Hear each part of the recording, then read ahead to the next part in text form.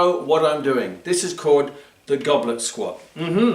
Yes, and I didn't really know what it was until someone said to me, and they were discussing goblet squats, assuming they knew what they were talking about. And I said, goblet, I never come across that word. Is that just some little alien creature that you lift, or what's a goblet squat? So I went to trusty Google, what's a goblet squat?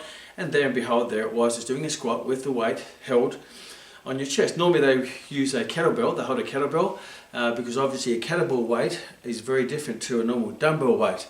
Yes, because it's a different spelling, so it must be a different weight, different pull of gravity of that weight to the center of the earth.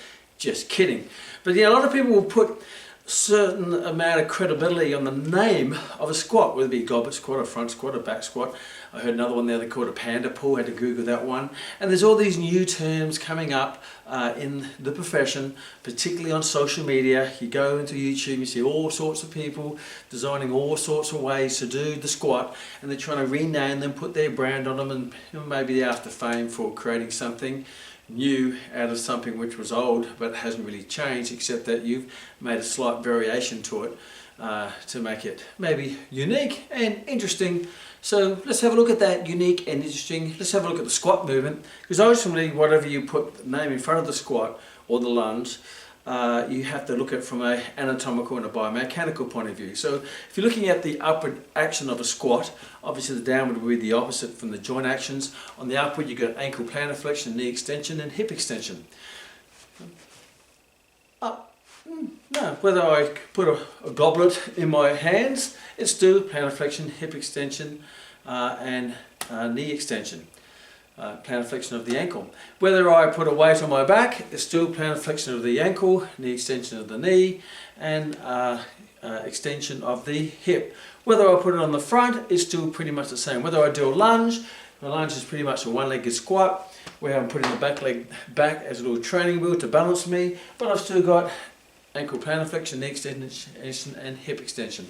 Whether I put the weight above my head, like this, it's still the same. Whether I put the weight out here, it's still the same. Whether I put the weight up here, it's still pretty much the same. Not pretty much, it is the same.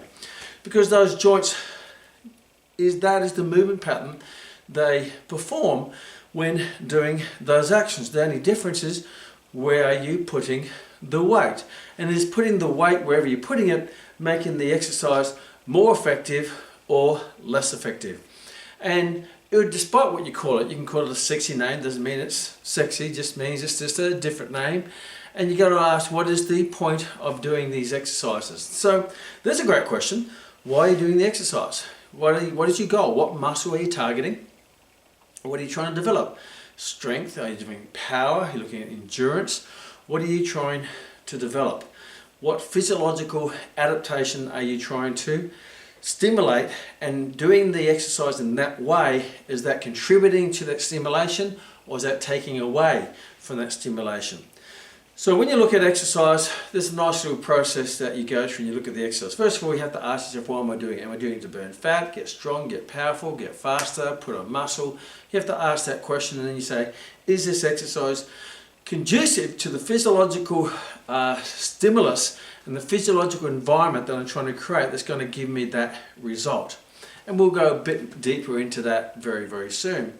So what is the goal? Is it a specific movement pattern? Is it strength? Is it power? Is it fat loss? Is it muscle building? Whatever it might be. Then you have to say, is this exercise safe? Is it going to protect you from immediate and also long-term injury? And some of the positions that people put the weight in puts the body in a very questionable positions. For example, if I start putting the weight above my head like this, and I start lifting with the weight up here, then obviously I'm going to put a lot of stresses through the shoulder joint. And is this really a joint, which is a weight-bearing joint, to put weight on in this position? Particularly when I take my arm into abduction medial rotation, when I go above the head, I'm more inclined to get shoulder impingement, where I impinge the supraspinatus between the acromion process and the acromion process and the humeral head. So anything above here is going to be more susceptible to injury, tendonitis, wear and tear on the joint, because it's really a mobile joint. It's a joint designed for mobility, where the hips down here, these joints are made for stability. These muscles down here are designed for stability, strength and power, weight bearing joints. That's why the head, that's why the cavity, the glenoid cavity in the shoulder joint is shallow, where the head, the humerus goes in, so it allows lots of movement, and it's supported by a tendon, obviously attached, which is attached to muscle, and the ligaments. Where the joint down here, the acetabulum, where the head of the femur goes in, it's a deep joint. Therefore it's very stable, therefore I can, because there's big muscles down here that generate high amounts of force for movement, mobility and stability. So is it safe? So you're going to be questioning some of those positions, which I won't have time to go through all of them. But generally anything up here is going to put an undue stress on your shoulder joint, particularly if your target muscles are down here. You're putting the weight up here to work the muscles down here. It doesn't make a lot of sense. The next question you have to ask is it functional? So if you look at a lot of these movements, a lot of them don't seem to be that functional, particularly when I start lifting weight up here and transferring it over here, and then I go over here and then I do this and all that. Is that really a movement pattern that you need to develop strength and stability in for your daily life activity? When a lot of them sometimes put your shoulders in a compromising position that could injure you short term, but also long term. So is it really functional? Just look at the movement. Is that what I do during the day? Is that what I do during my sport? And if the answer is no, then you have to question, why am I doing that movement pattern, particularly if there's a susceptibility to getting injured. Then you have to say, is there a benefit? Well, that's a great question. Is there a benefit? So obviously any load on a muscle is going to have some form of benefit. Depends on how much benefit you want. So if your goal is to work the legs, for example, the legs, which are comprised of your glute maximus, which is the most powerful muscle group in the body, then your quadriceps and hamstrings, so these collectively are very powerful hip extensors. They extend the hip and the knee. So these are mobile, mobility, fight, flight type muscles, stability. They're very big and powerful muscles. So yes, if I need to load them, I need to load them with a good weight. Now to increase strength, if I want to increase strength, I need to activate my fast twitch muscle fibers. So my fast glycolytic fibers, there's three types of fibers: fast glycolytic, fast oxidative glycolytic, which are the intermediate fibers, then you have slow twitch. The fast glycolytic are larger muscle fibers that generate high amounts of force. They have a high fatigue rate, but they're high force, high strength type muscle fibers. So if I want to be able to stimulate and get strength, I need to stimulate the fast twitch muscle fibers. And to stimulate the fast twitch muscle fibers, I need to be working at around about at least 80% of MVC. MVC meaning maximal voluntary contraction. If you look in the weight training terms, it's 80% of 1RM, which basically means if I can squat for one repetition, 100 kilo, and that's all I can do. If one just, and I can't do any more, then I need to be working 80% of that of 100 kilos. I need to be working at least 80 kilograms and above to really preferentially activate the fast twitch muscle fibers. If I go lower than that, I'm going to be going away from activating the fast twitch muscle fibers down to the fast oxidative glycolytic, and if I go into high rep range, I'll be going into the slow twitch muscle fiber activation, which isn't developing strength. If anything, it's going to be just developing endurance, depending on what your goal is. So if you're trying to transform your legs to build muscle, get stronger, get more powerful, change your legs and change your physiology, you need to be working at 80%. Around about of MVC or 1RM of that movement pattern for those muscles. So these muscles here, and I could probably squat about 100 kilo. In my younger days, I could squat a lot more than that, but for now, from a functional point of view, I don't need any more strength than the strength I've got now, because it's going to become useless in the life that I live. How much strength do you need to live the life that I want to live? Well, I don't need to be Hercules, I'm not lifting trucks, I'm not competing in strongman competitions, so I just need what we call optimal strength, the strength that is required to me to live a good, comfortable quality of life, and anything beyond that is really putting undue strain on my body for no more benefit than what I'm getting out of my strength that I've got now. So these are so now if I want to load that, I need to load it appropriate where these muscles are really activating to their maximal potential. So I can do, say, a deadlift on a deadlift bar, and on that I can probably lift 80 to 100 kilo quite comfortably, and I do that quite comfortably, and I don't put undue strain on my body, but I can lift in that 80% plus range of MVC or 1RM.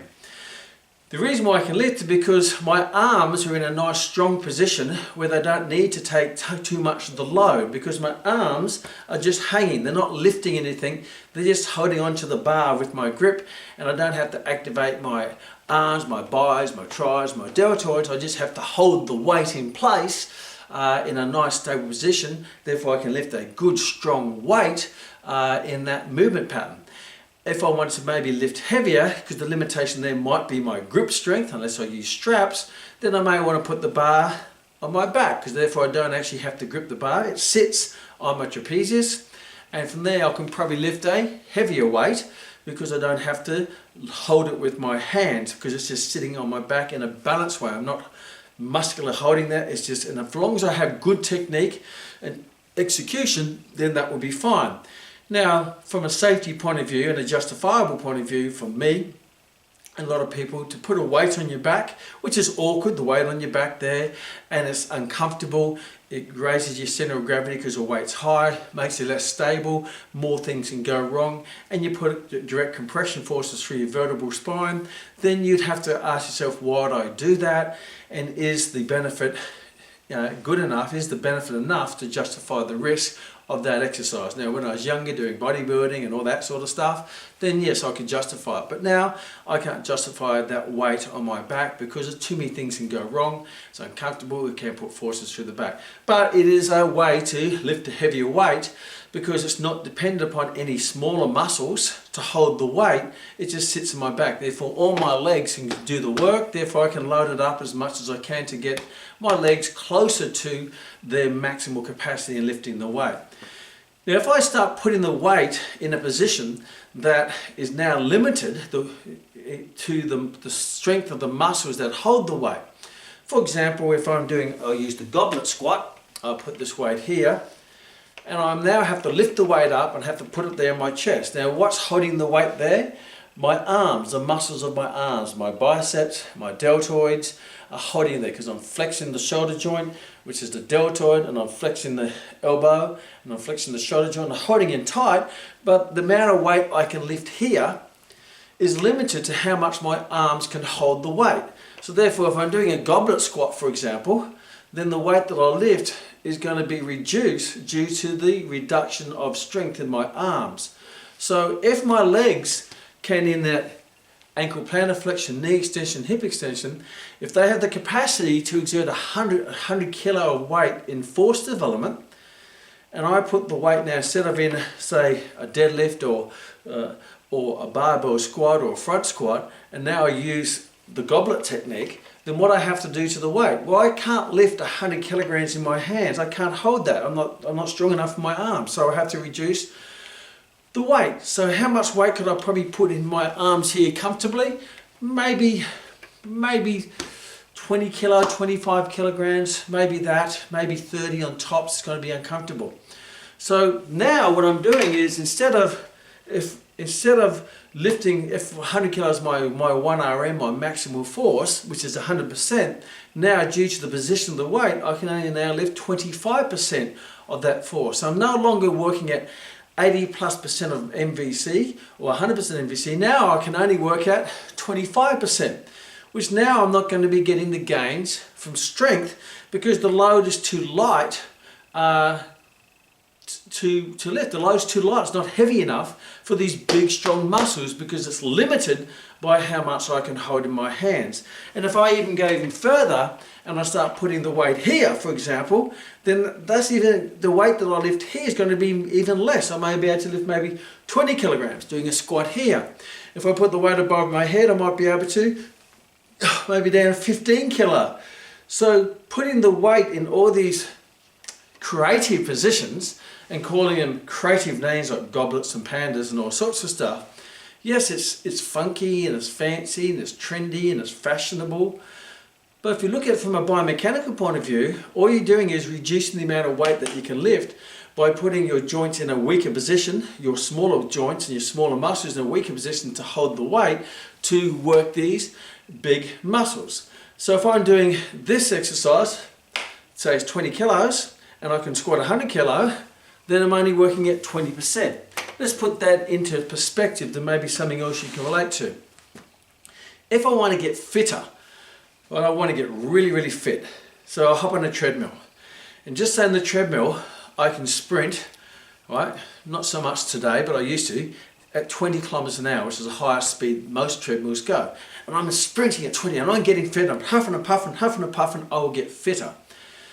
So now, that might be at say 80, 90, 95, 100% of my MVC, maximum volume of oxygen uptake, which is my intensity. My heart rate's right up there, it's way above 80%, probably the 90% range, even plus higher than that. And instead of doing that, what I'm going to do is I'm going to run at say 20% of that speed. So 20% of that speed is 4 kilometers an hour. So instead of doing 20 kilometers an hour, I'm going to do 4 kilometers an hour, which is 20%, which is a very slow walk, which is something like this.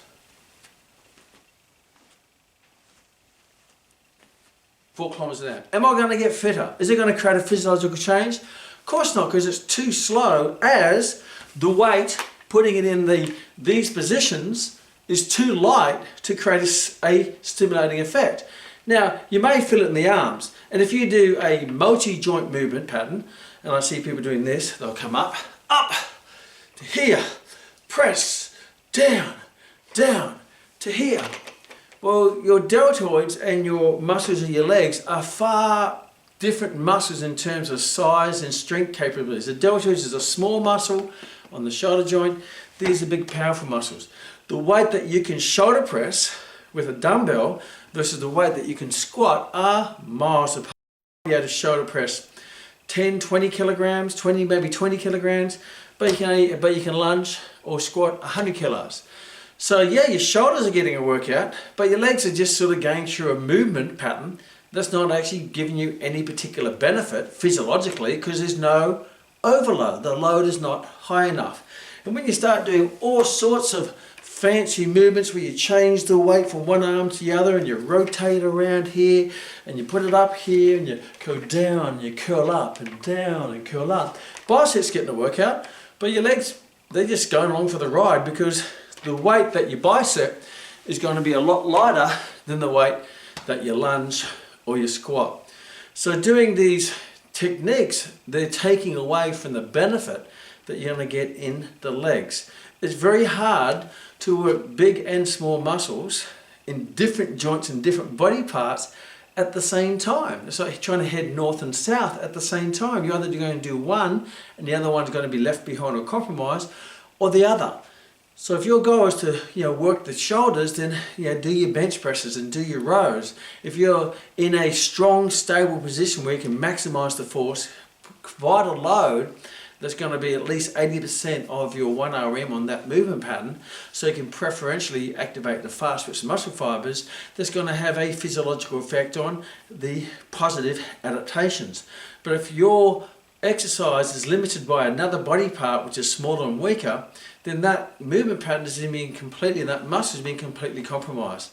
So, and if I'm going to work the legs, then work the legs. But it's important when you apply the load, you want to apply the load or put the load in a position where you can maximize the force of the muscle. Not minimize it by incorporating another joint, which is the weak link, and another muscle, which is the weak link of a completely unassociated body part.